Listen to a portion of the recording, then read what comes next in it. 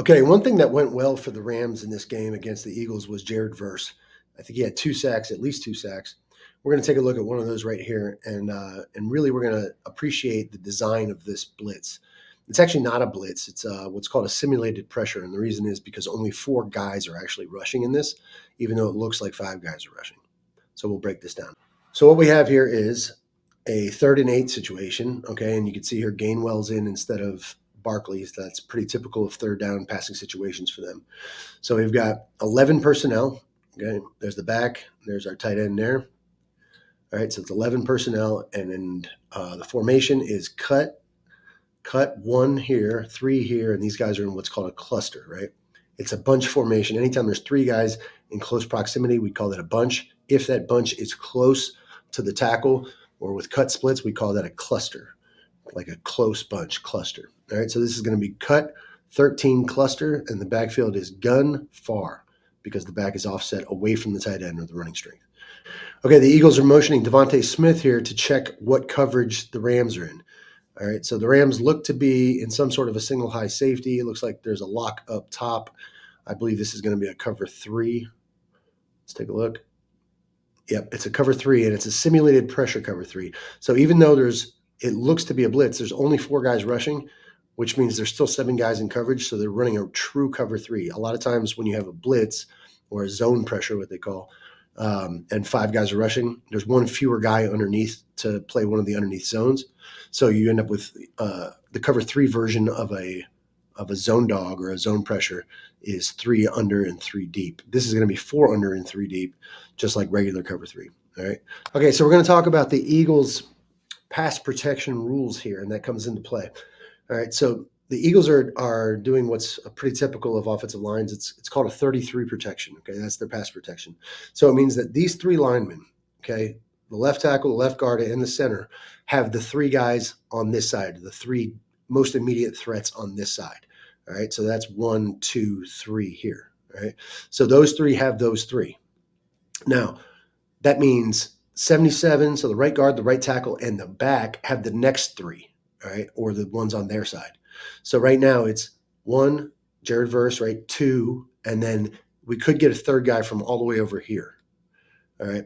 But I want you to watch. When Gainwell sees what's going on, so there's the motion to check the coverage, all right? Looks like a zone coverage. I'm going to freeze it right there. So Gainwell sees his guy drop out, right? So now he thinks there's no immediate threat. There's only 1 guy rushing on this side. There looks to be 4 guys rushing on this side.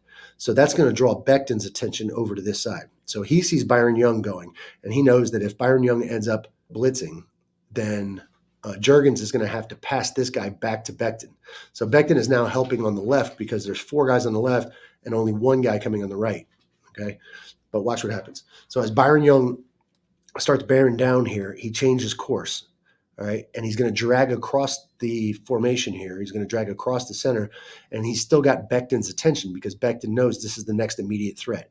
Meanwhile, 97 here is dropping out into coverage, okay? So that's why this is a simulated pressure and not an actual blitz. There's only 4 guys rushing by the end of this, okay? Now, as Byron Young comes around, Becton's got his eyes on him. He's kind of got a beat on him, right? And because of that, he's not setting back in his stance very far, right? He's kind of shallow there because he thinks that the pressure is coming from inside out. Meanwhile, out here, Jared Verse seems to be working one-on-one, right, with Lane Johnson, and Gainwell's about to get out of there because his guy didn't come, right? He's releasing. So watch what happens here. Jared Verse, this is what's called a twist with a pick, all right? And Jared Verse runs it to perfection. So what he's going to do is he's going to pick the hip of the guard, and that's going to allow Byron Young to wrap around. Now, what the hope is that that Jared Verse can get on the back hip of the guard and what's called ricochet. He's just going to bump him and then ricochet up the field and try to get the sack, right? At the very least, what he's hoping to do is drag Lane Johnson down with him, right, as he crosses. See, as he crosses there, he wants to drag Lane Johnson down with him, just his attention.